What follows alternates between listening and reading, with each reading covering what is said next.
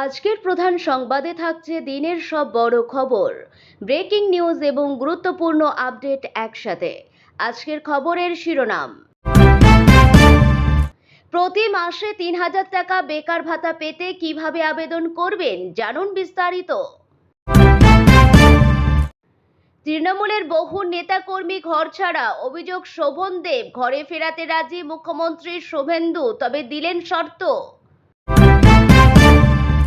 রাস্তায় নামাজ আটকাতে পুলিশকে দেখে তেড়ে এলো মুসলিম যুবকরা, রণক্ষেত্র রাজাবাজারে নামলো আধা সেনা। আরজিকর কাণ্ডে কড়া পদক্ষেপ, সাসপেন্ড বিনীত গোয়েল সহ ৩ আইপিএস। এক ধাক্কায় সোনার উপর দামের রেকর্ড পতন, ভরিতে কত টাকা সস্তা হলো? চটজলদি দেখে নিন আজকের বাজার দর। বিস্তারিত জানতে পুরো ভিডিওটি দেখুন। যুবশক্তি ভরসা কার্ড প্রকল্পের মাধ্যমে বেকার তরুণ তরুণীদের পাশে দাঁড়াতে উদ্যোগী রাজ্যের বিজেপি সরকার। দ্রুত চালু করা হবে এই প্রকল্প, রইল আবেদনের পদ্ধতি। বিজেপির নির্বাচনী প্রতিশ্রুতিগুলির মধ্যে অন্যতম ছিল যুবশক্তি ভরসা কার্ড। এই প্রকল্পের মাধ্যমে বেকার তরুণ তরুণীদের পাশে দাঁড়াতে উদ্যোগী রাজ্যের বিজেপি সরকার। বিজেপি নির্বাচনী প্রতিশ্রুতি এই প্রকল্পের মাধ্যমে রাজ্যের তরুণ তরুণীদের মাসে ৩,০০০ টাকা করে দেবে বলেছিল। যদিও মমতা বন্দ্যোপাধ্যায়ের সরকার যুবশ্রী ও যুবসাথী প্রকল্পের মাধ্যমে তরুণ তরুণীদের ১৫০০ টাকা করে দিচ্ছিল। নবান্ন সূত্রে খবর, মে মাসে নতুন সরকার গঠনের প্রক্রিয়া চলছে, তাই কোনো রকম জনমুখী প্রকল্পে টাকা দেওয়া হচ্ছে না। জুন মাস থেকে সমস্ত জনমুখী প্রকল্প চালু করতে উদ্যোগ নিয়েছে শুভেন্দু অধিকারীর সরকার। তৃণমূল সরকারের মতোই বিজেপি সরকারও ভাতার টাকা সরাসরি ব্যাংক অ্যাকাউন্টে দেওয়ার পরিকল্পনা করছে। বিজেপি নির্বাচনী প্রতিশ্রুতি অনুযায়ী কর্মসংস্থান না হওয়া পর্যন্ত বেকার তরুণ তরুণীদের এই টাকা দেওয়া হবে।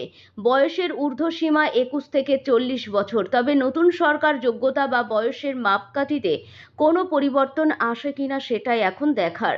নবান্ন সূত্রে খবর, এই প্রকল্পের সুবিধা পাওয়া বা নাম নথিভুক্ত করার জন্য নতুন করে আবেদন করতে হবে, কারণ শুভেন্দু অধিকারীর সরকার পুরো প্রক্রিয়াটি নতুন করে চালু করছে। তাই পুরনো সুবিধাভোগীদের পাশাপাশি নতুনরাও আবেদন করতে পারবেন প্রকল্পের জন্য। শুভেন্দু অধিকারী প্রথম মন্ত্রিসভার বৈঠকের পরেই জানিয়ে দিয়েছিলেন সরকার পূর্বতন সরকারের সব জনমুখী প্রকল্পই চালাবে, তবে তা স্বচ্ছতার সঙ্গে। আর সেই কারণে আগের তুলনায় নজরদারি করা হবে। পুরনোর পাশাপাশি নতুনদেরও আবেদনপত্র খতিয়ে দেখা হবে।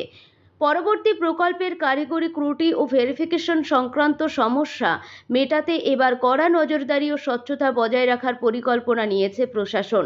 টাকা সরাসরি ব্যাংক অ্যাকাউন্টে পাঠানোর জন্য ডিবিটি ব্যবস্থা কার্যকর থাকবে, তাই পুরনো উপভোক্তারা যাতে নতুন করে আবেদনের সময় আগের ব্যাংক অ্যাকাউন্ট ব্যবহার করতে পারেন, তাতেই সুবিধা হবে।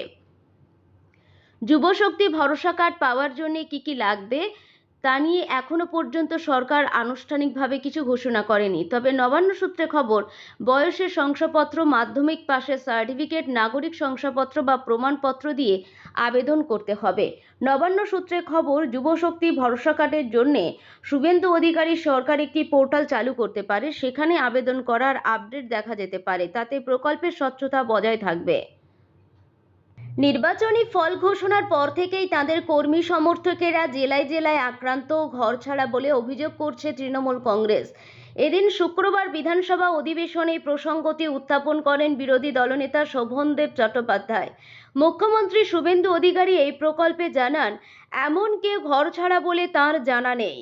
তবে যদি কেউ ঘরছাড়া হয়ে থাকেন তাহলে বিষয়টি খতিয়ে দেখে অভিযোগ প্রমাণিত হলে ঘরছাড়াদের ঘরে ফেরানোর আশ্বাস দেন।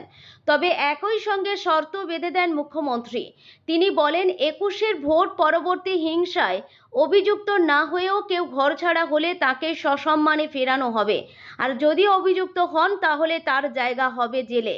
প্রত্যাশা মতোই শুক্রবার অষ্টাদশ বিধানসভার স্পিকার হিসাবে বিনা প্রতিদ্বন্দ্বিতায় নির্বাচিত হন শাসক দলের মনোনীত প্রার্থী রথীন্দ্রনাথ বোস বিরোধী দল প্রার্থী না দেওয়ায় এবং তার নামে সায় দেওয়ায় মুখ্যমন্ত্রী শুভেন্দু অধিকারী সকলকে ধন্যবাদ জানিয়ে বক্তব্য রাখেন। এরপর শুরুতেই বক্তব্য পেশ করেন বিরোধী দলনেতা শোভনদেব চট্টোপাধ্যায়। তিনি সেখানে ভোট ও ভোট পরবর্তী হিংসা নিয়ে সরব হন। শোভনদেব অভিযোগ করেন, বিজেপির অত্যাচারে বহু তৃণমূল নেতা কর্মী ঘরছাড়া হয়েছেন। এই অভিযোগ পাওয়ার পরে মুখ্যমন্ত্রী শুভেন্দু অধিকারী ঘরছাড়াদের ঘরে ফেরানোর দায়িত্ব নেন। তবে মুখ্যমন্ত্রী এ বিষয়ে কিছু শর্ত বেঁধে দেন। বিরোধী দলনেতাকে উদ্দেশ্য করে শুভেন্দু অধিকারী বলেন, ভোট পরবর্তী হিংসায় কেউ ঘরছাড়া বলে আমার জানা নেই। তবে যদি আপনার কথা মেনে নিই, সেক্ষেত্রে আপনি ডিজিপির কাছে নামের তালিকা পেশ করুন যে কারা ঘরছাড়া। মুখ্যমন্ত্রী আরও স্পষ্ট করেন, পেশ করা তালিকায় থাকা কেউ ২১-এর ভোট পরবর্তী হিংসায় অভিযুক্ত হলে এবং তার বিরুদ্ধে এফআইআর করা হয়ে থাকলে তাকে ঘরে ফেরানো হবে না, গ্রেপ্তার করা হবে। অন্যথায় যদি কেউ ঘরছাড়া হন এবং কোনো অভিযোগ না থাকে, তাহলে স্থানীয় বিধায়ক ও পুলিশ সুপার নিজে গিয়ে ঘরে পৌঁছে দেবেন। রাস্তায় নামাজ পাঠ নিয়ে রণক্ষেত্র রাজাবাজার। শুক্রবার নামাজ পাঠ নিয়ে পুলিশের দিকে তেড়ে আসেন মুসলিম যুবকরা। পুলিশ কর্মীদের চ্যালেঞ্জ নিয়ে মুসলিম যুবকরা বলতে থাকেন, রাস্তাতেই তারা নামাজ পাঠ করবেন। পুলিশ যতই বাধা দিতে তারা সেসব কথা শুনবে না। পুলিশ কর্মীরা জানান, কয়েকজন যুবক রীতিমতো তেড়ে এসে বলতে থাকে, আমরা কিছু জানি না, মানব না, রাস্তাতেই তারা নামাজ পড়বে। ধীরে ধীরে সেখানে বহু মুসলিম জামায়াত হতে থাকেন। পরিস্থিতি ক্রমশই উত্তপ্ত হতে শুরু করে। এরপর ঘটনাস্থলে আধা সেনা মোতায়েন করা হয় এবং পরিস্থিতির উপর নজর রাখা হচ্ছে। এখনো পর্যন্ত কোনো অপ্রীতিকর ঘটনার খবর মেলেনি, তবে এই ইস্যুকে কেন্দ্র করে আরও বড় অশান্তির আশঙ্কা করা হচ্ছে। মুখ্যমন্ত্রী শুভেন্দু অধিকারী জানিয়েছেন, রাস্তা আটকে নামাজ পড়া কোনোভাবেই মেনে নেওয়া হবে না। পাশাপাশি ধর্মীয় স্থানে লাউডস্পিকারে শব্দ নিয়েও কড়া অবস্থানের কথা বলেন তিনি। রাজ্যে নতুন সরকার শপথ গ্রহণের পর আজই ছিল প্রথম দিন। রাস্তা আটকে নামাজ পাঠ করা নিয়ে নিষেধ করেছিলেন মুখ্যমন্ত্রী শুভেন্দু অধিকারী।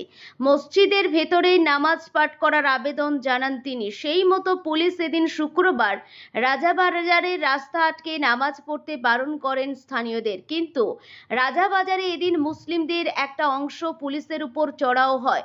পরিস্থিতি ক্রমশই উত্তপ্ত হতে শুরু করে। এরপরে মুসলিম অধ্যুষিত রাজাবাজারে মোতায়েন করা হয় আধা সেনা।